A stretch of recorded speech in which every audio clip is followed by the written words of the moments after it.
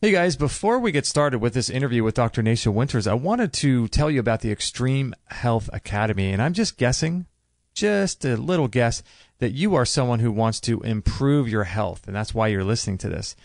Maybe you have a health challenge, or maybe you have a health crisis or condition right now that you just can't seem to overcome.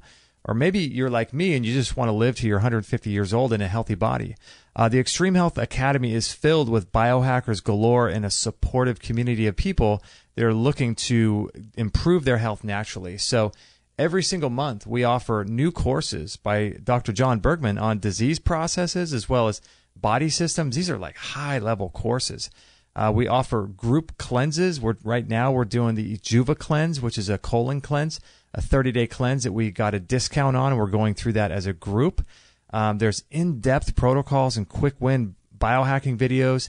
Every single month there's a mastermind Q&A session live that you get to ask myself and Dr. John Bergman your questions. There's monthly live member hangouts. And what's really cool, too, this is an awesome part of it, is that as an Academy member, you get the chance to win the prizes that we give away every single month on the ExtremeHealthChallenge.com. And some of those prizes have included things like the sauna, the Relax Far Infrared Sauna, the Bellicon Rebounder, the Air Purifier Pro by Air Doctor. We've given away Vitamix blenders, Breville juicers, the Berkey water filters, the Defender Shield, the Squatty Potty, the Soul CBD oils, and the Omron personal nebulizers. I mean, this is like thousands of dollars worth of prizes that we've given away that only Academy members can win. And if that wasn't enough, there's an amazing forum and community inside there filled with people just like you talking about all kinds of different subjects related to their health and offering support and resources. I mean, this is an awesome, awesome community. So if you haven't had a chance to check out the Extreme Health Academy, I would highly recommend you do so. You can go to ExtremeHealthAcademy.com.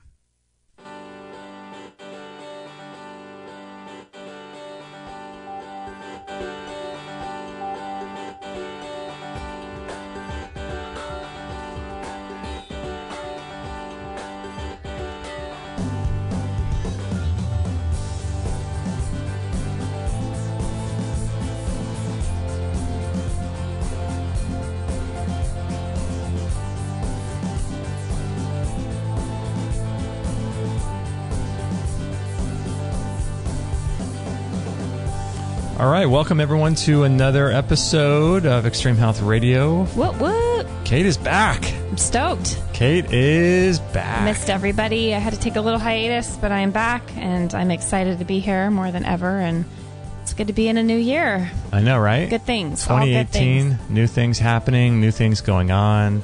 2018. People getting healthier. Great. We don't have flying cars yet, though. When are we going to have flying cars? We talk about this every other day. You're so excited. I know. Anytime I'm on the freeway, I want a flying car so we can just get to where we're going. We thought when we were, in the 70s, 80s, that this would be happening by now, but not yet. They need to get their act together. But we do have Dr. Nasha Winters on the show. We're going to be talking about her clinic and her book, and she was on episode, let me look here and see. Oh, gosh, I'm not sure exactly what episode she was on, but she is a really, really awesome naturopathic doctor. She's a visionary CEO as well as a best-selling author, lecturer, and her book is called The Metabolic Approach to Cancer, which is really fascinating. So when we were talking to her last time, you weren't on that, were you? I wasn't, sadly. So we were talking about that, her book, and we actually got turned on to her from a former guest, Allison Gannett, who is currently... her body's in the process of healing her cancer brain tumor, which is a crazy story in itself, and we interviewed her as well. But she really, really talked highly of Dr. Winters here. So we looked at her book, The Metabolic Approach to Cancer, and when I talked to her, it was really cool because she has such a holistic approach to cancer and to disease in general. So she's been at this for about 25 years. She's a thought leader in precision medicine. And the lucky ducks in Mexico. I know. No fair. No fair. Where are you in Mexico, and why are we not there with you? Right? Well, hey, you're welcome here. I've got this very extra room. Oh, man. How far down are you? I am in La Paz, actually, about as far as you can go. Wow. On the Baja side. Yeah. Wow. How long do And you go there every? This is my second. My husband and I usually take off to Mexico around the holidays for a fix over the last 25 years. Oh my gosh. And we usually would like hitchhike down, take the bus down. We've been doing this since we were like little hippie kids, right? So now we drive down with this giant blue whale beast of a truck with pretty much everything I need to live my normal optimal terrain life down here with my 2 dogs. My husband had to go back and work, but he gets to come back and forth. But this is my second winter season living in Mexico.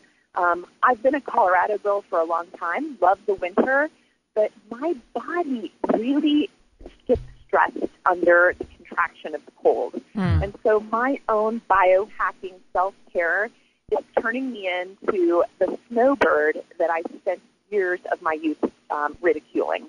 So here we are. That is great. Yeah, it's funny. I was just been into the work of Dr. Jack Cruz lately, and he does the same thing. I think he goes to Mexico, Playa del Carmen, or somewhere down there, like 4 or 5 times a year. Yeah. Yeah, I just saw he did one of his retreats. I was bummed that I wasn't part of it. Yeah, something about Mexico and the warmth. And so what is the weather there right now? Oh, do you really want me to tell you? Yes. The audience will start throwing tomatoes through the cyberspace. Oh, man. Right now it's probably 68, 70 degrees. It's going to top out just shy of 80 today. Wow. And it's stellar. My body loves it. Oh, so man. It's good. It's good. And I'm working. It's my normal life. It's not like I'm sitting on a beach, which I'd love to be doing, but I do try and get out several times on the water on my paddleboard, lots of beach walks in the morning before I start work. But I can work outdoors all day, and that makes my heart and soul happy. Wow, that's so much better. So you can see your computer and you can work and sort of be grounded outside and all of that? Yeah, which is a delight. There's a great little covered plaza area, so I can hear the water and the breeze and everything from where I'm staying. I just found a cool little Airbnb and traded out. I have my own house partially on Airbnb this time of year, so that's how I can swing it. So it works out great. That is so great. Well, we're not that far behind you right now. We're having like a heat wave. Good. Yeah, we laid out yesterday. It was awesome. It was like sunny, hot. Yeah. Ouch. Yeah. Oh my gosh. There's no winter here so anymore. Strange. Well, even in Durango, I left my hometown of Colorado, and they barely had any snow, and so it's been a strange season for sure. Yeah, everybody's been saying that. We have a snowboarder neighbor here, and he just got back from, was he Utah? Yeah, in Utah, yeah. And he said it was just horrible. He's like, this is just a ridiculous season. So, yeah, I mean, things are changing. It's kind of sad. But we make the most of it. So do you feel like going into the warmer weather, do you feel like that has an impact on your metabolic, your body and how it responds in that? You think that's a good thing? This is perfect. This is we were talking before the show on what we want to talk about today, and this is actually pretty perfect because for years, I would say decades, my sort of metabolic hormonal thyroid hormone, I have been like a bear my entire life. So winter comes, my body gets fat and goes into hibernation. It's just no matter what I eat, no matter how much I work at, no matter what I've done to fight it so hard. And the first few seasons we started coming down and spending a couple weeks in Mexico, back when I was still eating and drinking in a very different way than I do today, my body would like drop the accumulated weight over a matter of the week or two we'd escape down into the warmer season. And then I'd get home and it would kind of promptly try and creep back on, but then spring would hit and it would all kind of be, so my closet was sort of like spring, summer, fall closet and then winter closet. And Kate, maybe you can relate. I don't know. I was going to say, it sounds like a girl thing. Yeah. I hear you, girl. It is like, oh my God. And so when I come down here, my body seems to stay in homeostasis, and it just thrives in it. Mm-hmm.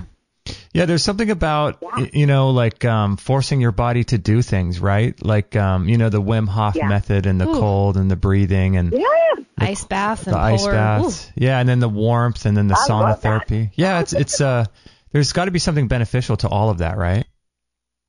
Absolutely. I think maybe my body, when I look at my epigenetics and a little bit of my ancestry health, I'm kind of a mutt like we all are, but there's a significant amount of Native American. So there's that piece. That was my mother's father's side of the equation. And then I have this very hardy Eastern European side of things, which is sort of like nothing can kill us in that part of the world, which was good on my genetics. But somewhere it's hilarious because I also have this African background. Now, if you saw me, I'm a redhead, and although I tan well, a lot of people would not go, oh, look, but I think there's something in my genetics that wants a warmer climate and does much better in that in general. I really am someone who needs to be in the sun on a regular basis, and so it seems when I'm able to do that, as much skin exposed to the sun and the light as possible, my whole system thrives. That's cool. I think that's so good for me to hear. I'm so glad we're talking about this today because I have that complication. You know that Raynaud's syndrome where your hands and feet. Oh, heck yeah. Yeah. So I have that. I've struggled with that, and so has my sister our whole life. And so the cold does not love us, but it's so funny because I love the idea of the snow and going to the mountains. Like every time I go, I'm just miserable, and I'm like, why do I think this is a good idea for myself? Because I know there's such good things about it, but I suffer. And so I'm like, it's so nice to hear you say, though, just kind of own what your body. I mean, my body's happy. Yesterday it was like 75 degrees. I'm outside pulling weeds. I'm like, I felt vital. My blood was flowing. I was not miserable. And I thought there's just something also about just owning what you know about your body. Yes, true. And why fight it, right?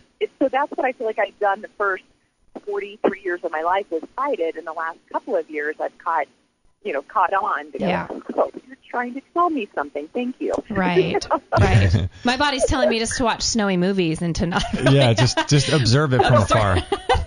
Christmas movies are about as close as I should get. I love the snow. I love the winter sports, but the cold. I mean, I enjoy all the things I do in the snow and the beauty of it, that the cold is really, I love, don't get me wrong, I'm into the Wim Hof method. I'm into cold plunges. In fact, they have a little pool here, and everyone in the area keeps making fun of me because I get into it every day, and everyone acts like it's an iceberg. I'm like, for crying out loud, it's probably 72 degrees. It's like balmy. Those locals. But I like it in those short bursts. I just don't like it around me constantly. That's how I think I am too. Yeah. There was an interesting thing I've heard recently where this doctor was saying that you cannot heal in the same environment that you got sick in. And I thought it was really interesting, because you're taking a trip and you're forcing your body on a lot of different levels to deal with a new environment. And I also wonder too if that holds true with just like little things that we do, like you're talking about taking a trip or jumping in a cold bath. Like it's a different environment for your body. It doesn't necessarily mean a different environment where you live, because that's challenging for people. But in your practice, have you found with a lot of people that sometimes they just need to change it up, just go somewhere else? Yeah, you got it. And you're speaking to a very specific chemistry, physiology. It's called hormesis. Okay? And you probably talked about this with other people you've interviewed, but hormesis is purposefully exposing yourself to small stressors to sort of push your body into an upgrade, into a different response. And so a hormetic effect is very much like a cold plunge. Or stressing yourself at high altitude, or intermittent fasting. Those are forced little stressors that actually upgrade our body, our chemistry, and make us much more adaptable and also much more resilient. And so, there are plenty of times when I tell folks, even simple things of you need to do a media fast for 2 weeks. Now that we could all handle these days, right? Like we could go on a media or a social media fast for a period of time. Those are even enough of a change to their environment that can provoke pretty profound healing. Or the studies that show simply camping off the grid without, EMFs and all the things around you for 2 weeks can reset your circadian rhythm. Wow. I have to say, the powers of forest bathing or earthing, right? I mean, these are simple things we can do. Right. Yeah, it's been a personal goal of mine to not jump on the news and do a fast since the new year. With usually I check we all check our emails, you check other stuff, then you check Yahoo, and it's just been nothing but horrible. People putting their kids in the oven, and you're like, oh gosh, like, well, I don't want to read this stuff. Yeah. But this morning was interesting because I thought, there's been a local story that I wanted to follow, so I just went on quickly. But instead I don't know if you guys saw, but some top social media mogul who helped create some of these big things like Facebook and all that. Did you see that?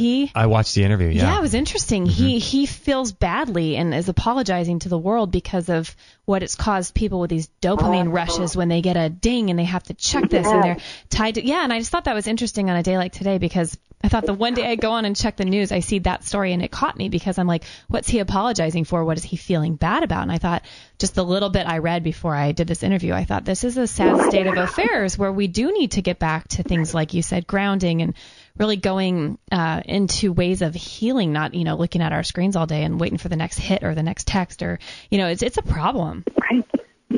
It is. And I'm in that place, like I'm sure you two are, where my work now is completely virtual. Right. And it's completely in the place where I depend and lean heavily on technology. Mm-hmm. And so it's joy when I can mix it up with the grounding, the absolute natural light, the warmth. My body is so happy with that. And also, we now show that on average Americans spend less than 15 minutes outside every day. No way. Like, ow! Wait, it's insane. Wow. And so I'm like, oh my gosh, right? So that's the average. So there's people who don't see the light of day for days. That's just not a human. That's like a lab rat. That's not being a human experience at all. No. Oh, that makes me sick. They're being human doers, not human beers. Yes. Yes. Yeah. Gosh, that's scary. Yeah, it's crazy that I was reading a stat just the other day. It was like I think 93%. I think it was over 93% of time is spent indoors over the past like 20 or 30 years, and it's going up and up and up. And it's a real issue because the more time you spend indoors, we're not meant for that. Metabolically by our physiology, we're not meant to be indoors at all. And a lot of people talk about how important it is to be outside, but I think there's things that happen. There's the Schumann resonance, that's the Earth's magnetic field that resonates between the crust of the Earth and the ionosphere. But there's all these things that are happening outside that I don't even think we understand fully what they are, aside from the light and the grounding and that kind of stuff. I think there's just something else about being outside that's just really healing. It is. I believe that it connects us to the natural rhythm of ourselves, to nature, to the planet, to the seasons. And so those are the things we've gotten.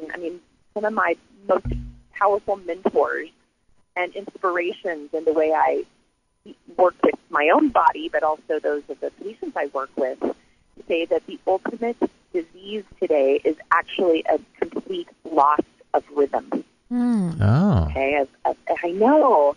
And so it gives me chills that you say that, and the conversation is so perfect with Kate's experience of reading that article. You brought up the important point of the dopamine hit. Like you said, we kind of turn that around to the lab rats. Usually it's like push the button, get the treat, push the button, get the treat. Right. That is the world. We literally are living on a little hamster wheel or in a little cubicle, even if we call that our home or our nice, spacious office. It's got the same effect on our physiology, I'm afraid. Now, having been involved in this for 25 years, I want to ask you in a second about how you shield yourself from, this idea of cancer and all of that. But What sort of trends are you seeing with the patients that you see? Like, are you seeing a lot of people that stay indoors like we're talking about, or are you seeing a lot of people with disempowering thoughts or with traumas or bad diet and lifestyle? Like, what are some of the trends you're seeing? Dolly, well, first of all, that is an incredible question, because I'll tell you this, I would say probably 100%, if not a couple percentage points off, of the people who come to see me believe they were healthy until they were diagnosed with cancer. Okay. Yeah, I hear that. If I had $1 for every time someone said that, I could actually live down in Mexico permanently without Yeah. maybe escape back to Colorado in the summer months. That's there you go. But ultimately, that belief system is that we are a culture, a society, a world of people slowly boiling in that pot of water. You've heard that frog or that lobster analogy, that you're placed into a pot of cold water and it heats slowly, and you don't realize, oh, God, I'm in trouble, until it's boiled and you're dead, right? That is what people are experiencing on the planet today. So what is heating that water will often differ from person to person. And so you ask, what are the possible triggers or common denominators? There's a couple of camps. There's one camp of the folks that have just bought into the entire industrial food revolution, make your life easy, it should never be hard, absolute, don't push if you're uncomfortable at all, pop a pill. If you have a bad day, pop a pill. I mean, it's just, there's that camp that's so just disembodied and disempowered and fed, completely overfed and undernourished across the board, who thinks that exercise is standing, walking on a treadmill in front of CNN in a gym, and that's their existence. I definitely see a pocket of patients like that. And usually those patients don't see me until Western medicine has completely failed them and they're being sent home to die. Okay, yeah. Which is sad, because by then they were already such a hot mess before their cancer diagnosis, and now they're even a more hot mess with the diagnosis and potentially years and years and years and years of very toxic treatment. That by the time they see me, there's little left to work with. But we start to have these conversations, just like go outside, go take a trip, go stop the media. Those types of conversations start to happen. Then I have the other end of the pendulum, which are the total obsessive, compulsive, health nut freaks who over-exercise, starve themselves, follow the low-fat trend forever, perhaps possibly take a ton of things like pharmaceuticals such as hormone replacements, even bioidenticals to prevent the inevitable of aging, and really are in that camp of almost overshooting it, and yet they're just as disembodied because they're not really listening to the inner rhythms of their body, and they're medicating in their own way. So those, I just think, are two interesting parallels and two interesting dynamics that I often see. And probably the vast majority, not even probably, definitely the vast majority of my clients have had some type of emotional trauma, significant trauma, whether it was from their childhood or anywhere from 6 months to 2 years prior to their official diagnosis.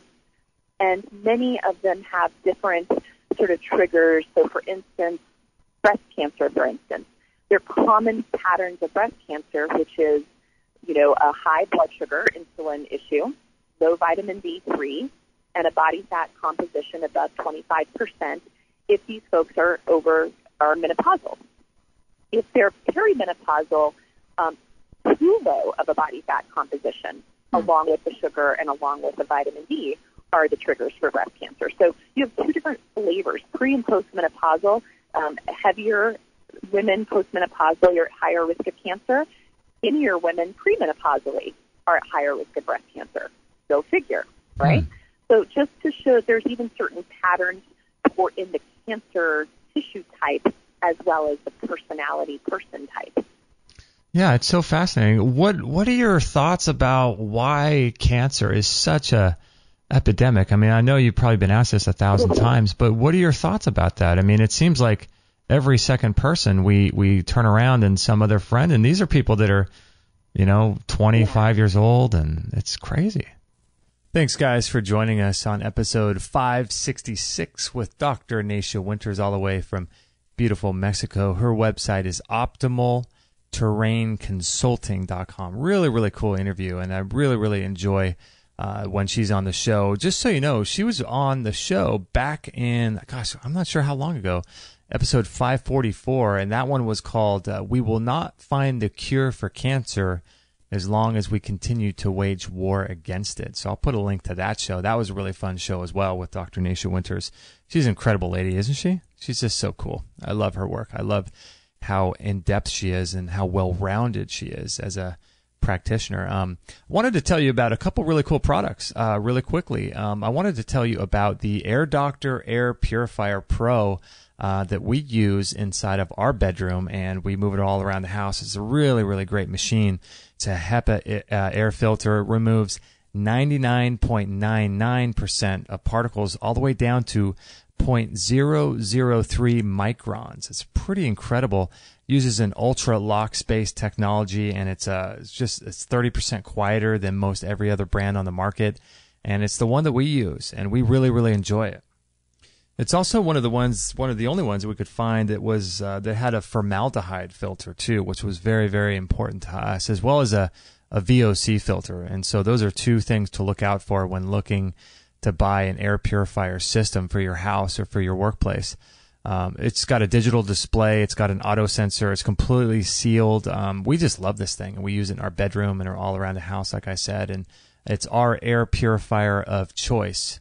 So if you are looking to completely clean the air inside of your home, which I would highly recommend you do, check out the Air Doctor Pro. I'll put a link to it in this particular show.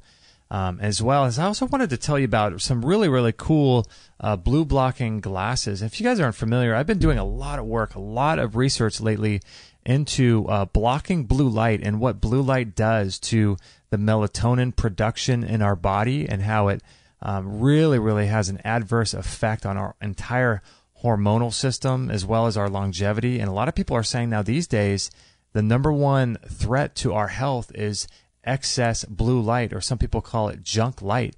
It's destroying DHA in our tissues. It's destroying our mitochondria and the electron chain transport in our mitochondria, stretching them out, causing us not to be able to produce ATP, which has an effect on our genetic expression. I mean, it's a really big deal, this blue light. So there are many different ways to mitigate it. And one of the best ways that I have been mitigating it in my life is wearing these blue blocking glasses every single night.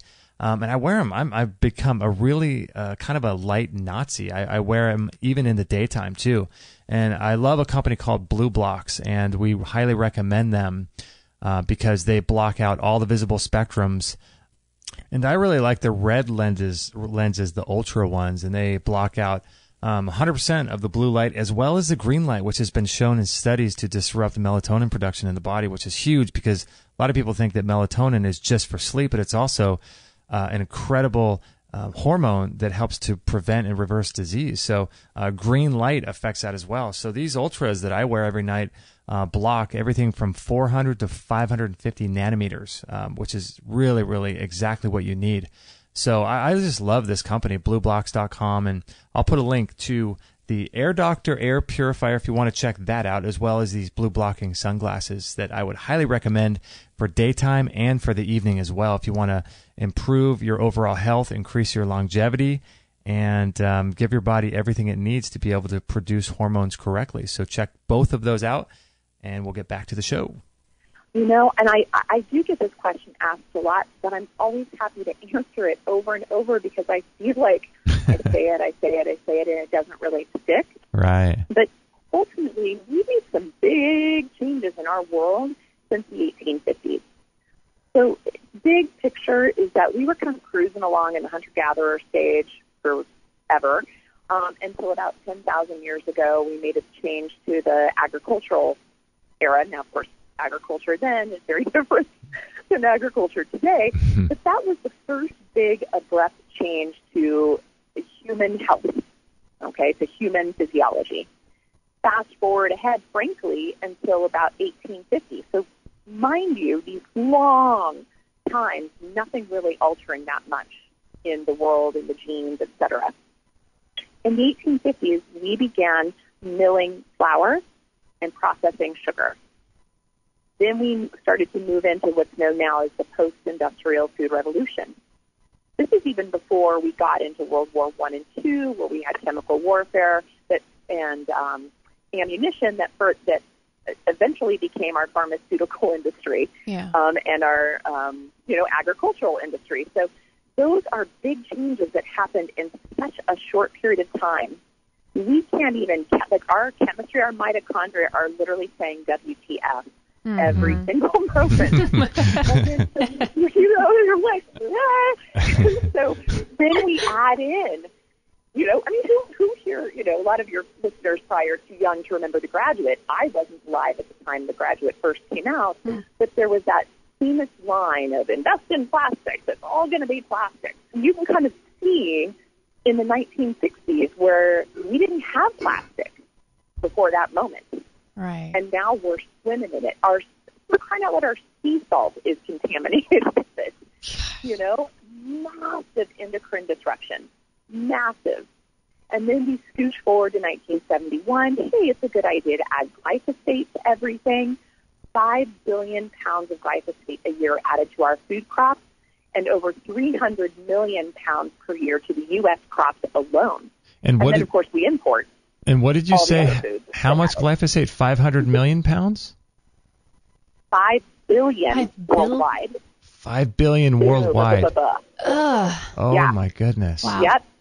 Yep, exactly. And then that, we now are saying, it's a class 2B carcinogen, so it's basically a probable. And when you see them say probable, the whole reason why they say probable is the industry is too big and will come down on them. Mm-hmm. So I'm here to tell you, F probable, it's absolute. Okay? Wow. And then fast forward to 1996 when we introduced GMOs to the crop and started to alter the DNA of our food, which, of course, if you alter the DNA of your food, how could it not have some impact on the DNA of you or the animals you feed it to? So It's huge. In fact, this morning there is a study that says that women who eat, it talks about basically estrogen disrupting chemicals, if they're eating food, so animal protein that's being fed with grains, barley, corn, wheat, soy, even though soy is a legume, but if they're being fed that, they are endocrine disrupting enough that they're actually compromising the response to PARP inhibitors and a lot of the other targeted and hormone blockade therapies being offered to breast cancer patients today. Now, of course, the study was just on breast cancer, but I hate when they do that because it applies across the board. Yeah. Right. It's not just breast cancer. Right. It's every kind of cancer, especially if you have a cancer that's related to your endocrine system and your hormones, Exactly. Wow. So we've just made all these changes to go from like a couple million years ago to 10,000 years ago to 150 years ago. It's like, whoa, how did we, what? To me, the question is more about how are we all not even more sick? Yeah, it's fascinating, too. It's more of American of the human resilience, right? Oh, I know. And how are you so happy? You've kept a good attitude. Yeah. I feel like we're over here shaking our heads going, oh. Can't believe it. So, Doc, I want to ask... Why we tell patients I'm going to give them the bad news before I give them the good news? Yeah, no, totally. We got to go there. I want to ask you, though, with being around, people, so many people and helping people with cancer for the last 25 years, how do you protect your own inner space from all of that? I go to Mexico. There you go. Good one. That's like part of it. I bet. But I have to work on this every day. I have to. And some days I do it better than others. So an example is last month I saw a 9-year-old with stage 4 ovarian cancer. It's those moments that get me. 9. It's This week is like brain cancer week. I go in these weird trends in my practice. Yeah. So all but one of my new patients that I have that I'm going to see this week, all have brain cancer, and their ages range from 18 to 64. Completely different areas of the world. Different areas of the world. No. One's up in Alaska, one's in Texas, one's in Colorado, and one's in Montana. Mm. And so it's not, and the one who's in Montana, he's the eldest of the group in his 60s. All the others are under the age of 30. Now, that should tell you something. The fastest growing cancer in the world today is glioblastoma in people under the age of 30. I bet you guys have a good guess as to what that could be about. Right. This whole, this makes me sick. And so it's terrible. And all three of these kids that I see this week, kids, because, now that I'm 47, or 46, I just aged myself an extra year. But now that I'm 46, I see the world as, I look at these kids, and all of them were major athletes. Really healthy. All of them had a history of a traumatic brain injury. All of them were extremely attached to their cell phones, not with earbuds. All of them had hormonal, including the men. No way. Major hormonal issues. When you see a 21-year-old with migraine patterns, a male with migraines and low libido at 21, right, you got problems. How is that ever normal? I think about my husband at 21. I wish sometimes that he had a brain tumor to turn off that libido. Yeah, but that is true. You should have teenage boys being teenage boys, or 20-year-old boys acting like 20-year-old boy. That's horrible. Exactly. And so I look at these patterns, and it's like, what are we doing? So for these kids, the boys of this group, they've all been swimming in a soup of estrogen. Yeah. From the endocrine disrupting foods to the plastic containers they're drinking from to, the antibiotics they've taken. I mean, antibiotics are used to fatten up cattle, for crying out loud. So how is it not endocrine disrupting us when we take them or eat the animals that we took them? Yeah, because I have noticed. I mean, we've known a couple people with the brain cancer thing. Does seem to be. I'm glad we're talking about this, because I have a really good friend that within her complex of 50 people, 3 people have died of brain cancer, and she's wondering, is it are we on this toxic ground, or is it the power lines? And I'm thinking it's right in our own house. It's everywhere. It's not like it just unfortunately happened that these people had the same type. And it does seem like Aaron Brockovich style, where you're kind of freaking out, going, "What's in the water?" But you're right. I mean, when you were saying that they're in Alaska to Montana, I mean, there's something. You're right. This is just a toxic world. It's not a toxic neighborhood. It is. And another interesting find, in the last 6 months, I've had 3 GBMs, which are the glioblastoma multiforme, very aggressive brain cancers. I've had 3 of them that were ex-military, all served in Iraq, and all worked on the burn field. Oh. We actually have studies showing, right? We have studies showing a higher rate of GBMs in firefighters exposed to the chemicals being broken down in fires as well. And so there's definitely some correlations here to some known toxicants that were very particular to these types. And their tumor assays, so that basically the genetics of the tumor tissue, were also very different than some of these that never were at burn pits in the military. Isn't that so there's interesting? even different types of animals of these types of cancers. And so that's what I do with each and every one of my patients, is I take a ridiculously thorough history and ask even more questions on top of that, and we start to unearth these potential triggers, where it came from, where were their parents raised, where were their grandparents raised, what traumas did their grandparents experience, their parents experience. These things impact our epigenetics, our expression of our own health and vitality. And so we start to tackle that head on when we start to work together. Now, how many questions, when a new patient comes to see you, how many questions do they typically answer? I need to count them. But people will tell you it takes hours and hours to fill out one of my intake forms. I bet. And I've actually used that as a screening tool, because if people are like, oh, it's too much, I'm not the person for them. Totally. Honestly, that's the way. So it's like my first step. So if anyone's hearing this who's ever taken my intake form, they can attest to how tedious it is. Sure. But also, when you're not willing to fill out this form in its entirety, or stop immediately and say it's too much, then I know they're not ready to embark on the journey that is required to bring them back to balance. Yeah, because if you look at sometimes what people go through in the alternative natural world, like doing the Gerson protocol, for example, it requires it's fresh 16-ounce juice every hour for 16 hours, 3 coffee enemas a day. I would imagine that filling out some paperwork is probably going to be the easiest part of the journey. Well, and let's go back to that you just brought up about treatments. I'll have so many patients who are like, oh, I did every alternative therapy. I tried this, I tried that, it didn't work. Mm-hmm. So here's what happens is we get very protocol driven in the world today. Mm-hmm. And so I don't choose a therapy or make a recommendation out of just like, well, that's what I've done before. I've never do that. So I'll look at someone and say, well, why did you do the Gerson or the vitamin C or the mistletoe or the Laetrile or whatever it was that they did?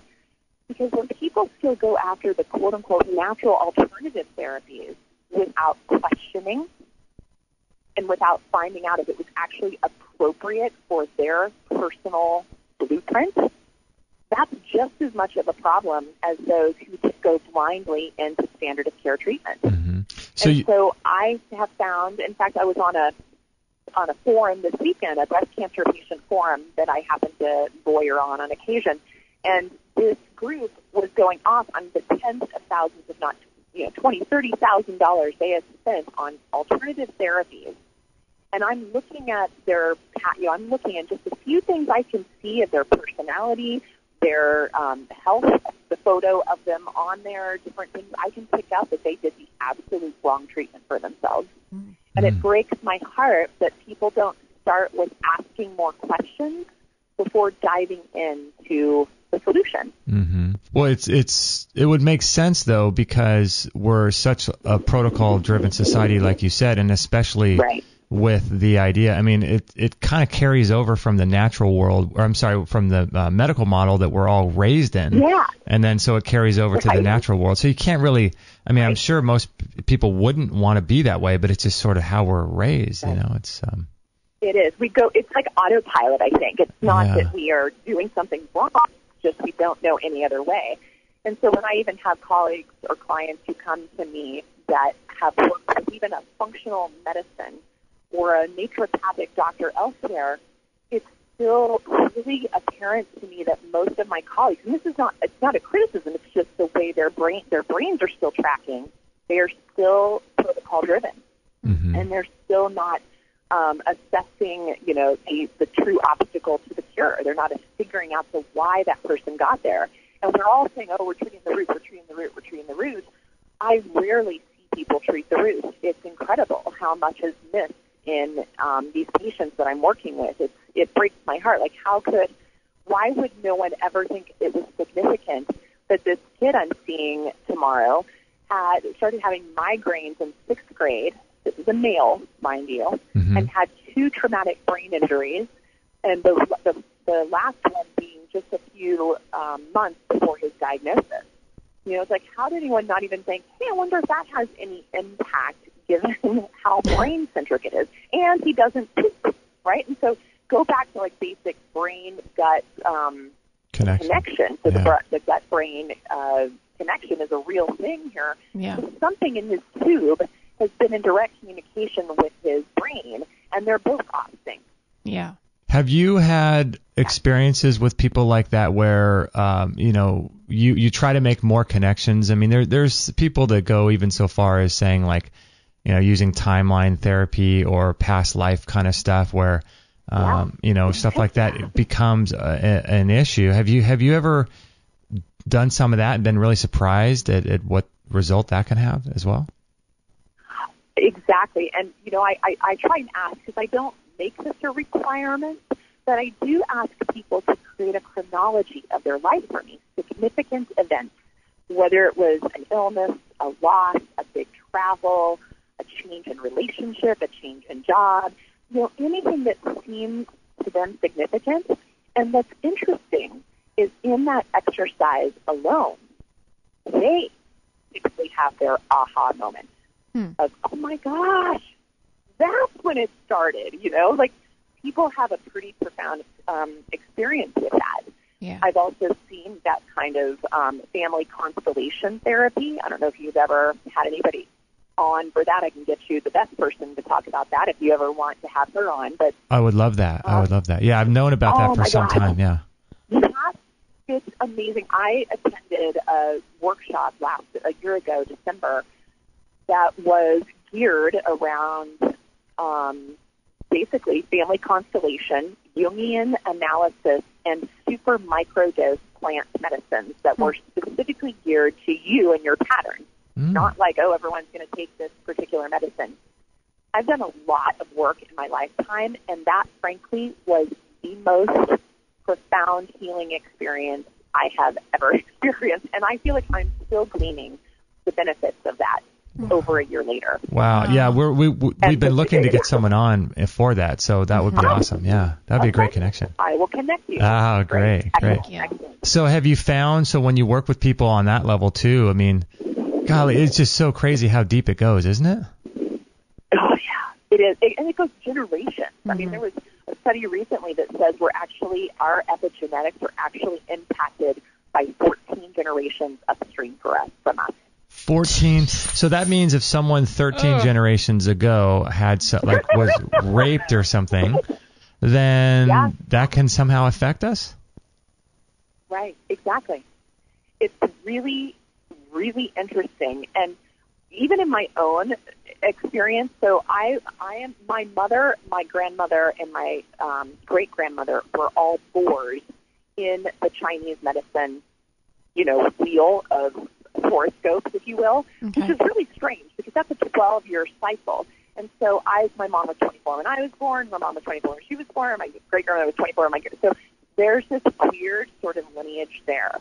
There's also this weird lineage of grief and loss. There's also this weird lineage of extreme abuse, and other things that come through this. And it's sort of like my aha moment a few years into my own diagnosis at a young age was this lineage ends here. Now, I did not have children in this lifetime outside of the fur ones that I continue to bring into my world, but I still feel like it's like putting an energetic blip into the field, if you will, as esoteric as that sounds.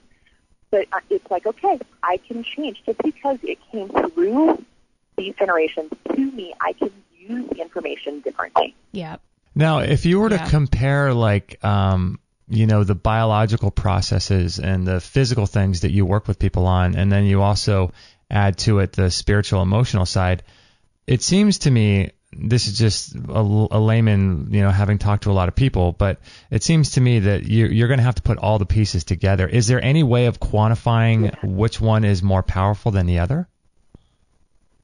As far as where to start with the therapy? Well, I'm just curious because some people might try all the physical things in the world and they don't work, and it's because they have a spiritual issue going, emotional block. Yes. And then some people might try the emotional stuff and that doesn't work, but that's because they're ignoring. They're eating bagels and cream cheese all day. Bagels and cream cheese. So I'm wondering. You got it. Good question. Well, it's funny because in our book, in Jess and I's book, The Metabolic Approach to Cancer, we actually have in the beginning a 10-part questionnaire that analyzes the 10 main patterns that I personally experienced to be kind of the key drivers of a cancer or chronic illness experience. And so that puts the power in the reader's hands to sort of assess for themselves, okay, if I take this questionnaire, where do I seem to have the highest number of issues? Start there, right? There is a reason why Jess and I have the chapter on a mental emotional at the end of the book, is because ideally, and I'll just say this might turn some people off in the future, but ideally it's all mental, emotional, spiritual. Mm-hmm. Okay, it really does come down to that. And already I hear that the people are hanging up right now or tuning out right now because this is the hardest one to wrap your mind around. And it's we are only functioning from 2% of our consciousness. The rest is in our unconscious. So, that 2% of you might think it's in the driver's seat, but it's not at all. And so you need to find ways to access that 98%. And so even if you have a trigger of me saying this, that's actually probably telling you that there's a hell of a lot more going on in this realm than you believe. So I always, it infuriates some people, but eventually they'll get there, or they won't, but most people do. And so even that, you have to keep digging for what works for you, because, for one person, it may just be going to church on Sunday is the place where they have their biggest spiritual opening, heart-opening, connected place. Others, it may be hiking solo in, the mountains for, a backpack trip. Others, it may be going into the rainforests of Peru. It's like it's something totally unique to the individual. There's a great book called The Last Best Cure. Oh, gosh, Nakazawa, I believe, is her last name. She's American and married to a Japanese man, so her very American, white girl first name with a beautiful Japanese last name as well. But this book is excellent because it goes into that subconscious piece of it and helps people start to understand how our psychology, our belief system, and even our subconscious belief system are way more powerful than we ever expected. Yeah, it makes a lot of sense, because if you think about, too, just on a spiritual level, you cannot, if you're just a spirit, a disembodied entity that doesn't have a physical being, you can't know what it's like to break your arm or to feel like the loss of somebody else. You can't know. You can only know all of these things if you're embodied in a physical body. So, any kind of pain or anything, it's got to be some sort of lesson or spiritual kind of, issue that we need to deal with in terms of growth. That makes sense to me, at least. Absolutely. And, I think we talked about this in our last discussion, but there's, the other quiz that people can take. It's free online. It's a 10-question quiz. It's called the ACE score, and that's that adverse childhood event score. And it's now becoming part of my intake process, or at least follow-up process with patients that I already have, on hand, because that is the other aha moment, that the data is so evident that so basically if you have 2 or more adverse childhood events before the age of 18, based on this 10 questions, your incidence of cancer and chronic illness goes up by each one pretty significantly.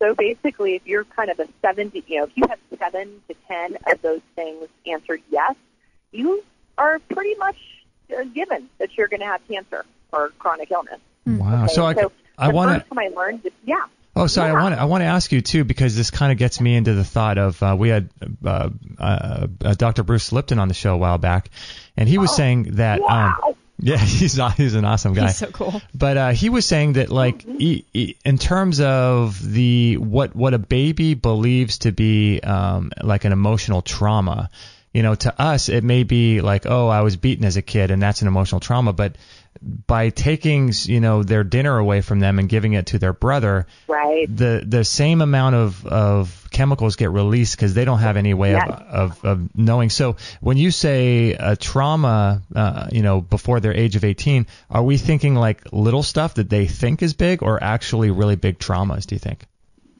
That is very interesting. Well, first of all, the ACE score are pretty significant traumas, okay, the 10 questions. So, however, you can even be witness to all the things that are listed on this on this ACE score 10 questionnaire, and have the same experience as someone who experienced it directly. So just some examples. If you were just raised in a household with addiction, even if it never, if there was no abuse or yelling on you, but even if your parent was what we call a functioning drunk, okay, you are still traumatized by that, because it sets sort of a tone and a particular way of being in relationship with someone in addiction is very interesting. So that's why adult children of alcoholics have a certain sort of pattern and propensity, because they're sort of the peacekeepers. They're the people trying to, don't, walk on eggshells and don't upset anyone, don't rock the boat, because they somehow feel as adults that they can control the situation. Right? Those are ingrained from those childhood experiences, even if there wasn't frank abuse coming out of it. So it's interesting. You're right, and I'm glad that he brought that up, because even a baby standing in a crib, where mom and dad are, standing close by and the baby's crying and being ignored, not in that place of, hey, we're helping you start to learn that you're safe and that you can do this on your own, but just simply ignoring it when they're clearly in distress, that will embed trauma. Now, that's not even in the 10 questionnaire. That's precisely the stuff that Dr. Litton was talking to you about. Wow. Yeah, it's so crazy how this... early on. Man, I was watching a video. There's a video on Facebook that I saw the other day that was this Your guy... Your dopamine rush. You had to have it, didn't you? But it made me think there you go. Just kidding. It made me think of this kind of stuff, because this guy was in a liquor store, and the liquor store was being robbed, and I think the guy was an off-duty police officer, and he was holding his son, and his son looked like he was not even 2 years old, probably like a year old. And he was holding his son in his arms, and he basically shot and killed the people that were trying to rob the store while holding his son. And I just thought, oh my gosh, that's powerful. And no one really thinks about what effect that's going to have on a kid, except for people like us that have conversations like this. You know? Yeah. Yeah, the kid will be on your show in 20 years talking about it, right? I'm sure. Working it out. Yes, I hope and pray. Yeah. Yeah. Well, how important is it? My whole thing is, like, it's really important, I know, to go there and to uncover these things and to be aware of these things. But at some point it could become a crutch or a problem, too, if people don't release it. And I think that's the work of, like, more like the family constellation and stuff. But, like, do you see people get stuck in that cycle of just beating their head against the same wall of they can't get over what happened to them? Or, I mean, that's got to play an important part in healing. Like, if you're too focused on it. You nailed it. Yeah, you really called it, because there are a lot of people unconsciously married to or somehow deriving some sort of weird benefit from staying sick. Yeah, it's their story. It defines them. It may be the only time in their life they ever had somebody offer them true love and support was through a devastating diagnosis. Yeah. So I understand that. And believe you me, even if you ask that person straight out, is that what's going on for you, they'll never say, yes, it is. I mean, Totally. I think I've met people who come out of that on the other side and said, oh, my gosh. Yeah. And I was like the opposite. I didn't want it. I didn't want to be associated with it. I didn't tell anybody about it. My story is only coming out. I mean, I would make it in practice in the last couple of years as I felt more comfortable when I started working with cancer patients exclusively. I think that there were maybe, moments where I would allude to my cancer history, but no one ever knew any of the story. And it was not until basically September 2016 that my story kind of came out as one of the Kelly Turner radical remission stories of the month. She'd asked me, a few other people kept prompting me, and I finally decided to do it. And I will tell you, I even say this now, and it makes me almost want to cry. That was the scariest, hardest thing I ever did. And I don't even go into juicy details, but there was something so much about it, because I have never wanted to associate I've never wanted to be a cancer patient. I am not a cancer patient. Yeah. I am a person who had a lot of trauma and a lot of imbalances in my system who has overcome it. Yeah. And continues to overcome it. And it's a life journey. I'm still overcoming it. Yeah. So it's just the way it is. So it's not like, oh, this is what I have.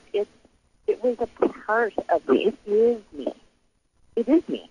Yeah. And so that place being said, it's like I'm not attached to it. So when I start to work with someone and I start to see that they're still like, oh, when they introduce themselves of, hi, I'm Joe, GBM, stage 4, I know then that they are completely associated with the cancer versus, hi, I'm Sarah. I've got a 4-year-old. I love to knit. I bike ride every day. I have an organic garden. Oh, and by the way, I'm battling stage 4 terminal cancer. Yeah. That's a whole different conversation. Catch my drift? And so, Yeah. And people are doing it totally. We talked about that 2% of the consciousness.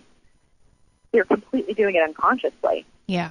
They don't even know how much they're letting that wound, that trauma, that experience, that diagnosis absolutely dictate who they are. Yeah.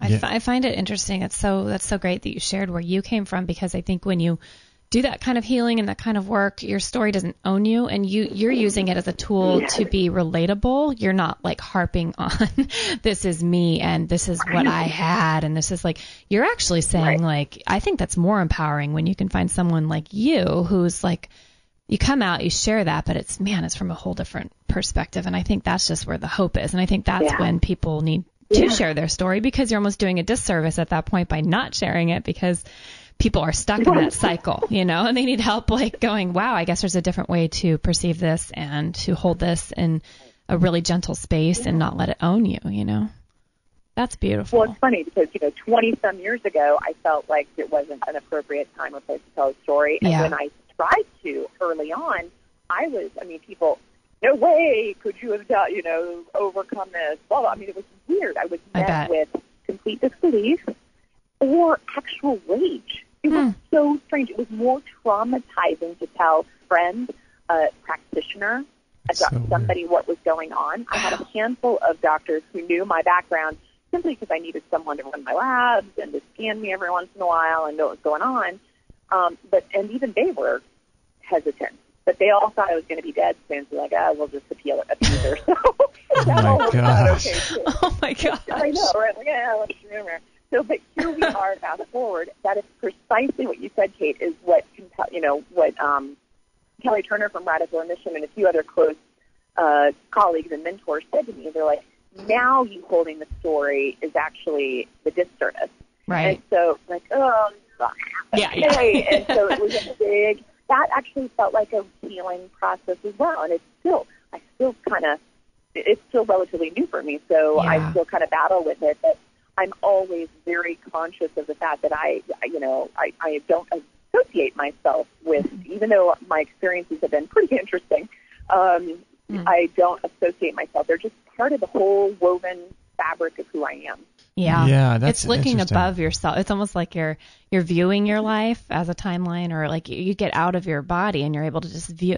We all have our stuff, and I had a tragic situation that I'm like, I want to write a book about, but if I had written the book 5 years ago, I would have been in it. But now I'm like above it and I'm looking down at it. There's zero emotion when it's like this healing has to take place in order to tell your story effectively. And the healing takes as long as it takes. Yeah, there's no timeline. There's no turkey timer.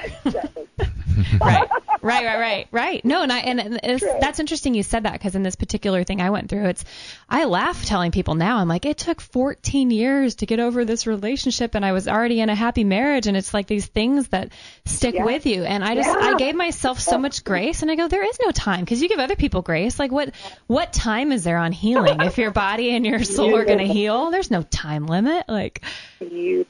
But it's beautiful. It's beautiful when you get there. I just think it's so cool to be able to actually go, I'm on the other side. It sucks when you're in it.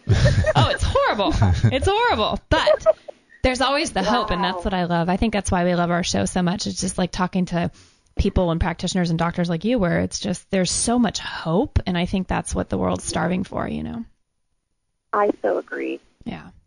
Yeah. What do you have to say, Justin? Well, I was just thinking about deep thought over there. No, I was just thinking about. I'm thinking about my winter wardrobe. My closet needs to be changed out. No, actually, I was thinking about what a powerful place that is to be in the state of like the conscious observer of whatever your situation is, instead of being the victim or the perpetrator, but you're the separated third person who's looking down and doesn't own a diagnosis. And not being emotionally charged by it. I was just thinking about like, wow, that's such a challenging place to get to, because the cancer word is just so fearful, and it's so loaded and it's so loaded. Yeah. Yeah. The cancer diagnosis itself, I tell my patients, is the crisis. That is the emergency. And how we respond in that moment, or how we choose to respond a little bit later once we have our bearings, really defines the outcome. In many ways. And so some people get stuck in that deer in headlight paralysis place. Some people get stuck in a high, revved up, over anxious, I have to read every single article. I have to see every single practitioner jump from place to place to place. That is just as toxic as paralysis. And then other people simply just have this sort of Zen opening awareness. It's like, I am, and then they start to be able to see some clarity on maneuvering through it. And so, of course, our goal is to bring that homeostasis, that rhythm, back into their lives as quickly as possible so they can choose their options from a place of balance versus a place of paralysis. So it's sort of like, okay, I'm paralyzed, so you just do to me whatever you're going to do to me. Or that over vigilant side, which is so amped up that the cell, it's like the information can't get in. So even if you're throwing all the best stuff at it, it just kind of bounces off. Are you encouraged by what you see in your practice? Are you seeing it all come together for most people where they have those moments and there's so much healing? Or are you really encouraged by all this? Oh, my gosh. I would not. If anybody knew how much I work, it's a little pathologic. I was on another forum of women doctors the other day, and everyone's talking about the busy gene and all this stuff. I'm like, I work around the clock. And my work, have you guys ever worked through the Holly Csikszentmihalyi book, Flow, or that concept of flow? No, what is it called? I will never spell his last name for you, but his first name is Mihaly, Mihaly. Okay. His last name is pronounced Csikszentmihalyi. It does not, you'll have to Google that. Okay, I got it. The book in his, okay, good. Yeah, this is great. This book is Flow. I read this probably a year, maybe two into my diagnosis. Okay. And this book is literally one of the biggest changes in my life. Because where I go is when you're in flow, it's a state of being where time goes by and you're not even aware. So when you're in a project, when you're doing something you love so much, it's like, it's this place that actually fuels you. So when I'm doing this work, that is what my work is like for me. So the research and the learning about people to the depth of their being and understanding the patterns that make them tick and having this sort of ability to see those patterns, like when you look at one of those posters that have the squiggly lines and you stare at it long enough and a dolphin jumps out at you, that's how my brain works now. When I look at people's medical histories and their labs and their questionnaires, their ACE scores, it's like, oh, I see it all. Or a lot type of thing. It doesn't overwhelm me, but man almighty, I know that place when I've worked myself into the ground where it isn't my flow place. That's a very different place to be. But why I tell you this is that I probably spend 3 hours a day just going through the scientific literature and collecting the data that is important to the work that I do. Wow. And even validates or even gives me more ideas to think about the body and the mind in a different way every single day. So that's one of my jobs of what I do, and I love it. I can get lost in that rabbit hole pretty easily. And then the other place is in the preparation. For a new client, I average 4 to 6 hours of prep. Just before I type up their information and have our consultation. So, that is me studying that person to the nth degree and knowing them. By the time we have that 1 hour face-to-face Zoom or Skype time, I feel like I know them pretty well. And some of my clients will tell me, oh, my God, you know me better than I know myself. Wow. And so, or at least we get to the point where we start to have that dialogue and send them off to keep exploring, to keep unearthing what else, right? Right. And so those are the types of things I love to do, and I love to be in that. When I'm in that one-on-one, I'm barely going over the 25 to 30-page questionnaire, information, what I call the roadmap for them. I'm barely even and now I'm just being with them because I get even more information just seeing them, feeling them, hearing them, the way they respond to some of the things, because they get my report before we see each other, so we can talk. So I'm already seeing what's getting triggered, like, oh my gosh, I'm a hot mess, or wow, I didn't know that was that good, or that was a problem. You know, you can really tell who someone is when you have that conversation. Yeah. And so I thrive, and that is my flow. So as much as people, I think my friends and family sometimes worry that I work too much, it is my absolute passion. And it is exactly what helps me continue to heal on my journey. And so I feel like it just sort of circles and overflows and fills other people's cups and then fills my cup. And it's limitless and abundant. Yeah, I want to read that. That sounds great. Yeah. I know you're in your, I've talked to so many practitioners that have said, though, they're in their, it's like they gain energy. You know, when you can really step back and go, do I lose? Do I siphon? Like, are people siphoning energy off me, or am I gaining it from that? Then I think that's the best place anybody could be, no matter if people, whatever people want to judge and think. It's like we know our limit and we know how we get fed. So I think I got to read that. I'm stoked. Yeah, we'll put it in the show notes. Yeah. Thanks for sharing that. Yeah, fascinating. And I think a lot of your listeners will relate, because everyone can probably remember a time that they've been in flow. Yeah. And it's like, tap into that in other places of your life. It's really fun to do. Yeah. So I saw on your website you have retreats that you're going to be starting pretty soon. Is that correct? Oh my gosh, I'm so excited. Well, one we're getting ready to announce. This one is a big one. This is sort of like the luxury deep self-care adventure retreat that is 3rd through the 7th of November in Goa, India.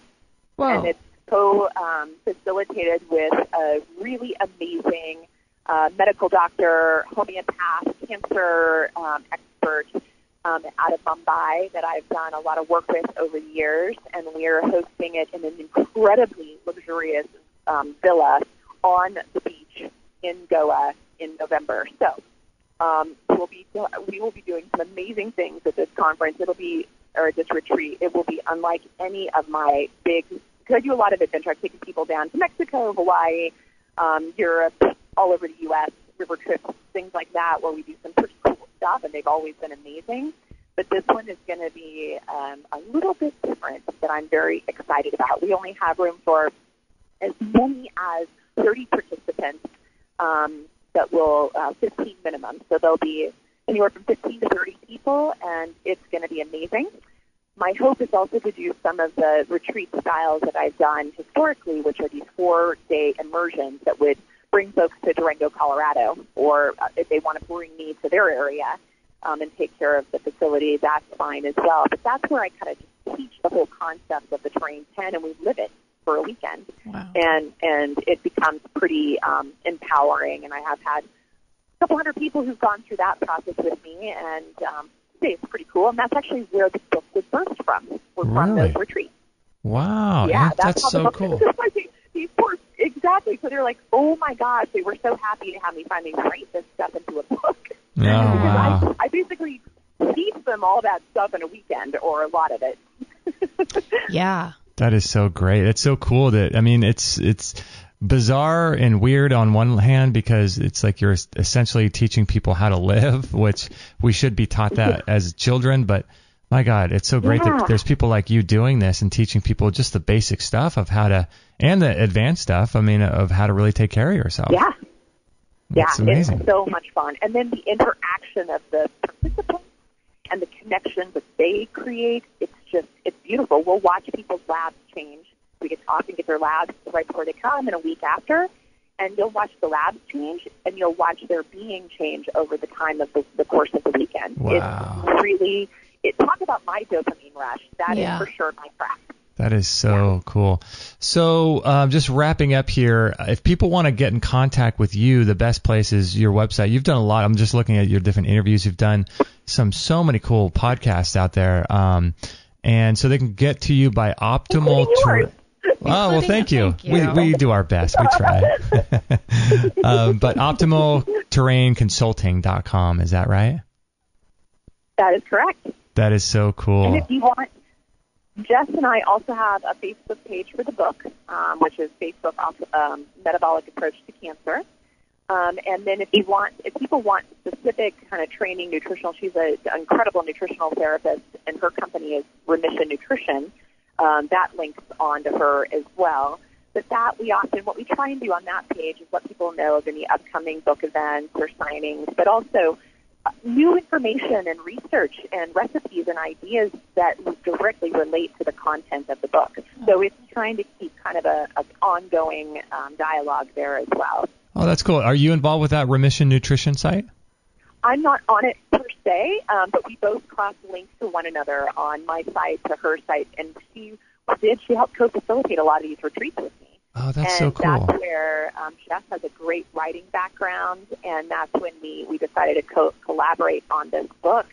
And it's just been an absolute good. We jokingly say that we were like book doulas. Like we feel like we birthed a book together. It was really a powerful experience, and we hope to have another one coming out of us within the next few years. So. Oh wow, good for you guys. Yeah, That's I do have another book coming out in September on mistletoe, and that's separate with one of my other colleagues, just with the work I've done with mistletoe, as well as interviewing and editing chapters from 14 mistletoe practitioners from all over the world. Yeah, well, a variety of clinical environments. I was going to ask you about that because I saw on your media you have a talk on mistletoe. So you're going to do a whole entire book on it. That's amazing. Yeah, it's incredible. And you wow. can see, people are doing it intramurally, they're doing it IV, they're using it right into the thyroid gland for thyroid issues in Russia, they're using it for hepatitis C in South America, they're using it for co-infections like Lyme and whatnot in U.S. And, I mean, it's just you have no idea what a powerful immunotherapy we already have available to us and has been for over 100 years. That is so cool. So I'm excited to get it out there. Yeah. That is awesome. Awesome stuff. Well, I have to share something really cool. Really quick. Please do. I've loved this interview, and this is so cool because a second ago, maybe 5 minutes ago, Justin and I were wrapping up, and we hear our one dog, Charlie, outside our door. Just like when she falls asleep, she does that like kind of crying, like she's dreaming. And it sounds so sad. I love that. So I went out real quick, took off my headphones and grabbed her and wrapped her around me here. So she's on my lap. But ever since I've had her back and you've been speaking, I'm also pregnant. I don't know if you knew that, but I didn't. Congratulations. Oh, thank you. And I'm feeling this baby move for the first time. Are you really? Yeah. As I'm having I have a furry dog wrapped around my belly. I feel the baby totally active, and then we're having this conversation, and I think I'll never forget it. It's really cool. Oh, that's so cool. So thanks for being a part of it. Honor. It's so cool. Hi, little one. I can't wait to meet you. Cool. Well, thanks you have a baby naturopath brewing in there. I know, right? I know. It's gonna be a cool kid. This is our first kid, so this is fun. Guys, congratulations. Oh, I'm so honored. This is exciting. Oh, I'll always remember this. I think it's so neat because they say, around this kind of week is when you start feeling it. And I haven't felt much, but man, this thing is active right now. So I think it likes the conversation. Really? That's awesome. So thanks for sparking something. I love it. Thank you for sharing that. It's so beautiful. Well, thanks for listening. I thought that was just cool, and I want to have it for people to hear because I think that's exciting. Wow, that's really cool. I didn't even know that. Gorgeous. Yeah. How would you know? It's not in your body. That's true. Give him a second. He'll hear no one. Yeah. Wow. So anyway, that's so cool. Thanks for being a part of that. Oh, Nasha, thank you so much for being on. Oh, man, that was awesome. Well, thank you, guys. Yeah. This was so much fun. I love how before we're like, what are we going to talk about? I don't think we had any problem finding conversation. I know. When we're all so curious about things, it's pretty easy, isn't it? Yeah. It just sparks. Like Kate said, it's all beautiful. So what an honor and a privilege. I really enjoy you guys. Kate, I'm glad to meet you. And congratulations to your new family member. Oh, thank you. Oh, my gosh, you guys. Thank you. It's going to be an adventure. Maybe we'll get the baby to India one day. That's right. I'd love to meet her. Yeah. Thank you. You're very sweet. This was a lot of fun. Yeah, and Nasha, just to let you know, too, you're welcome on any time. So if you ever want to come on, if you have another book coming out, like you said about this mistletoe, I'd love to do a show on that. Yeah. Cool. Oh, that'd be fun. You're our most fun guest. I mean, this has been so much fun. And honestly. So much high-level information, but in a way that's fun and entertaining. Totally personable. Yeah, it's just a good time, We like you. I like you guys. It's good. Well, thank you. Thank you so much. Thanks for being Everyone, all the best. May you all thrive in the new year. Awesome. All right, hang on the line there really quick, Nasha. We're just going to close out the show. Thank you guys for joining us. We love you. And don't forget to check out her website, optimalterrainconsulting.com. And I'll also put a link to it on this particular show page too. Dr. Nasha Winters. Dr. Nasha Winters. So make sure to check out Optimal Terrain Consulting. And we love you. And pass the show on to your friends. We'll catch you guys on the next episode. I have to say, I have been absolutely loving this product by Tristan Truscott and Peter Ragnar called Good Morning, Good Evening Qigong. If you want to listen to the interview we did with Tristan, you can go to extremehealthradio.com/127. And Qigong is a great way to de-stress the body. And as you know, there's a huge component to disease caused by stress. And stress is a huge factor in how we live our lives and the amount of energy we have and the amount of vitality we have. And so, Dr. Shade, what do you think about Qigong? People come to me and they're really sick and they got this blown out neurological system and all this toxicity. And I tell them, you need to do Qigong, Tai Chi. You need to do these things that settle down and restore your neurology, because it puts together all the parts. It puts you back into that state where you can start to detoxify. And so I highly, highly recommend all that. And what about you, Kit Campbell? What do you think about Qigong? Do you like it as well? Qigong is amazing. And the reason that I believe it to be amazing is everything here is energy. That is a scientific fact, if there ever is one. So when you're practicing Qigong, you're actually drawing energy into your body. Your intention, whatever your intention is behind any action, will determine the level of energy, type of energy that you absorb into your body. So your intention behind is very important, just like thought. So when you're practicing Qigong, you're actually bringing energy in and you're bringing out the stuff that might be a bit stale. With Tai Chi, it's totally different. The energy runs underneath the skin because it's more of a martial. This is the Chinese understanding, by the way. It's more of a martial art. So Qigong is very, very good for bringing that energy into the body, and just fantastic. If you're interested in picking up this Qigong course by Tristan Truscott and Peter Ragnar, go to extremehealthradio.com/Qigong. That's QIGONG. And you can learn more about it. There's a great video on that page, and you can learn more about it on that page.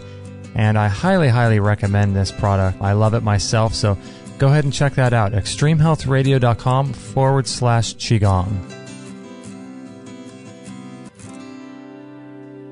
All right, episode 566 with Dr. Nasha Winters. Thank you guys for joining us. What did you guys think about her?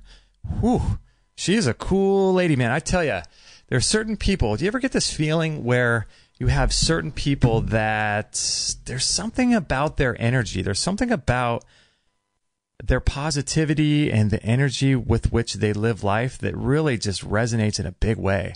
She's one of those people. I love her. She is just awesome. And, after being exposed to her work, and we were first, I think I mentioned on the show, exposed to her through another guest who was doing sort of a ketogenic diet for her cancer. I'm sorry, not for her cancer. It's never anybody's cancer. For her, I need to fix my language. I need to make sure that my language is better. A lot of people are saying good morning. Matt Blackburn over at MitoLife, who sells the DHA that we have in our store, the best DHA in the world. I always see on his Instagram, he says, happy rising, because we're not mourning anything, right? So no one's body, or no one has cancer. Their bodies have a few abnormal growth cells for a certain amount of time, but no one on a spiritual level has cancer, right? Their body does. But anyway, we got turned on to Dr. Nasha Winters from, I forget which guest, but she was like a triathlon athlete, really great story. And her body had cancer, I think a brain tumor, and she just could not stop, praising Dr. Nasha Winters. So she connected us up with her, and now this is the second time that Dr. Winters has been on our show. Super awesome lady, and I just love her energy. I love the way she communicates. I love her style. I love her vibe. And if I knew of anyone in my life that whose body was dealing with the cancer, I would send them to her. I just love what she's doing, and she gets all of it too, which is cool. She gets the light component, she gets the spiritual component, she gets the diet component, she gets the environmental component, she gets the toxicity component, and it's really cool to see someone like her out there doing the work that she does, working with people on their blood testing and stuff like that. So super, super cool. And it is, for me, I tell you, it is a unbelievable blessing that I feel like I get to do this show and to have talked to, what is this, episode 566? Having done 565 shows before this and getting to talk to some of the most unique, inspiring, inspirational, and interesting people in the world. So we've been doing our show now since 2012. And I tell you, it's an interesting thing. You really start to learn some things that are fascinating, because we're on this journey together, you and I. I've been involved in health and nutrition now for, what has it been? It's been since 2003. So 15 years now. And, I don't get into things lightly. When I get into something, I get into it. I usually ease into certain things, but when I get into intellectual pursuits and learning and knowledge and wisdom, I dive head first into that, and then I sort of ease slowly into making lifestyle changes or dietary changes and stuff like that. So, but man, having been in this for 15 years and really learning as much, I feel like I'm just getting started. I'm always learning something new, and it's just such a trip. I was telling Kate that, recently I've been doing a lot of research into light water magnetism and frequency and vibration and how that affects our mitochondria. And you wouldn't believe this kind of stuff that I've been learning lately. And this is the kind of stuff that I'm sharing inside the Academy that we have. And I highly recommend, if you guys want to take your health to new levels, check out the Academy, because, man, that's where it's all going on. All of the research that I'm doing, all of the biohacks and the experiments and stuff like that I'm doing, I'm going to be putting in there on a monthly basis. We're doing courses every month, but with Dr. Bergman, we're doing workshops, live Q&A calls where you can, talk to Dr. Bergman, get your questions answered. We're going to be doing, the health tracker itself is an amazing place where you can get, test all of your vital signs and understand what your vital signs and your numbers mean. You can track it by graph over time, so you can get a graphical view of the progress you're making. It's just incredible. So, this is the kind of thing that I'm super proud of the Academy and what we've been able to do there, and teaching people and myself, inspiring each other to do, to live a different life than most other people are living, and to actually take care of our biology so that we can become the greatest version of ourselves. Because ultimately, that's what it's all about, right? I mean, it's one thing to be involved in health, but what good is that if all you're concerned about is your health? We're here for, health should just be the default state, right? But the problem is that we're bombarded with such a toxic way of living in a toxic environment, living in an EMF nightmare filled with blue light and toxins from our food, water, and air, that we develop these diseases, and all of a sudden these diseases take over our life. And then the very thing that we're here to do, we can't do because we've got our life taken up by these diseases. But really, ultimately, we're supposed to be living a long time. We're supposed to be living, in my opinion, for at least 120 years. And with the amount of understanding and technology that we have now, I think it's possible to live to 150 or beyond. So this is what we're learning about and implementing and adopting and teaching and learning inside the Academy, is how can we do that? And not just that, how can health and abundance and vitality and energy be something that just is there by default? Like when you're a kid,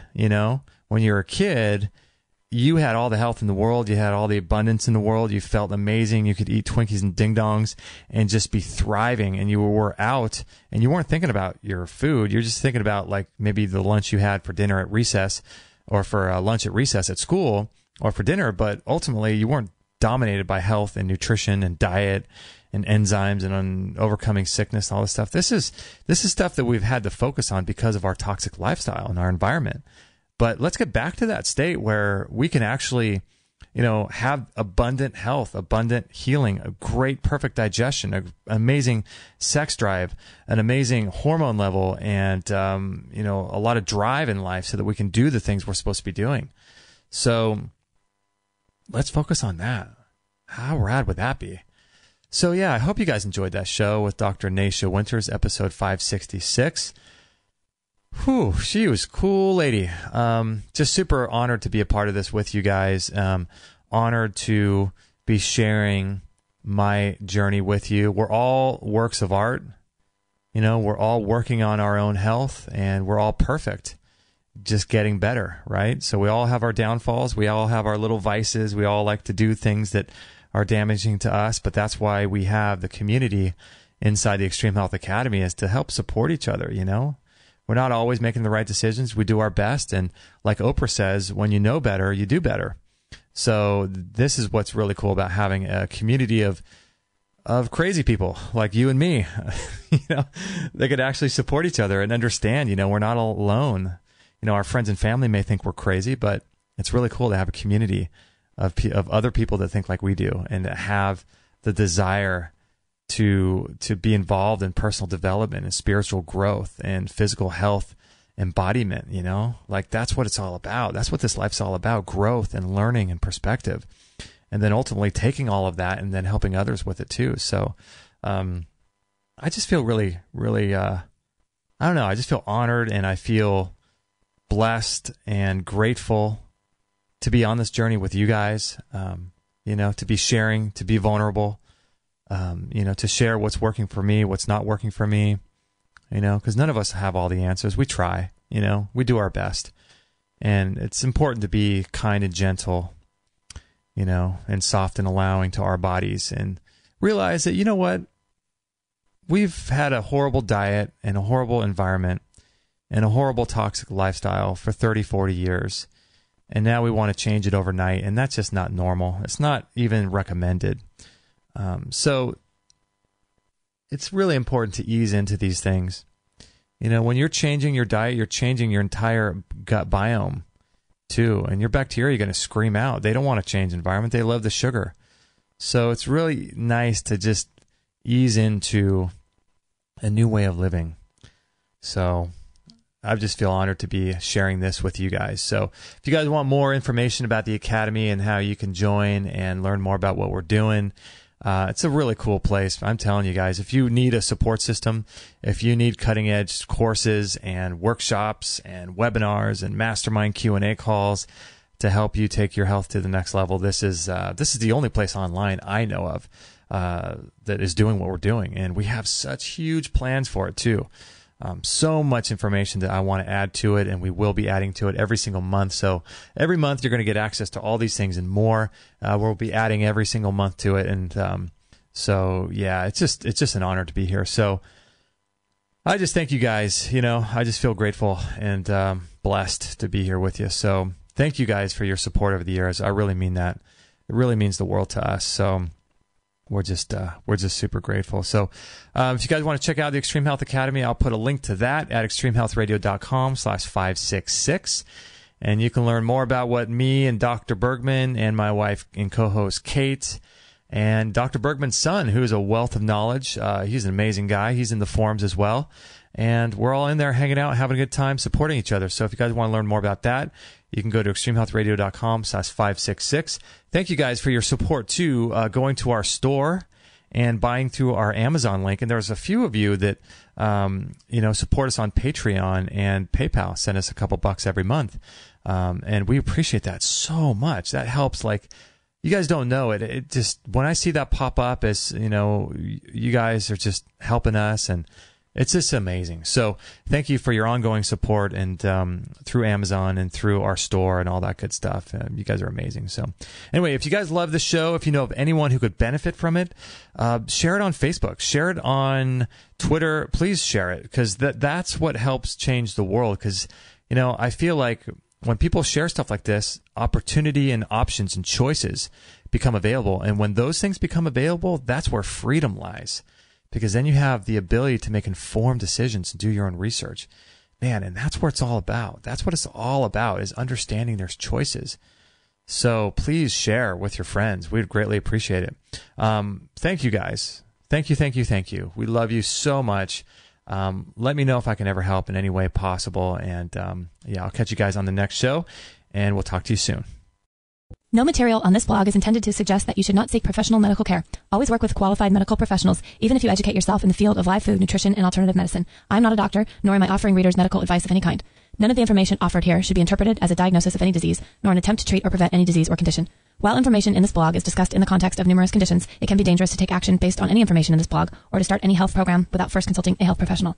The content found here is for informational purposes only and is in no way intended as medical advice, as a substitute for medical counseling, or as a treatment/cure for any disease or health condition, and nor should it be continued as such. Always work with a qualified healthcare professional before making any changes to your diet, prescription drug use, lifestyle, or exercise activities. This information is provided as is, and the reader/viewer assumes all risks from the use, non-use, or misuse of this information.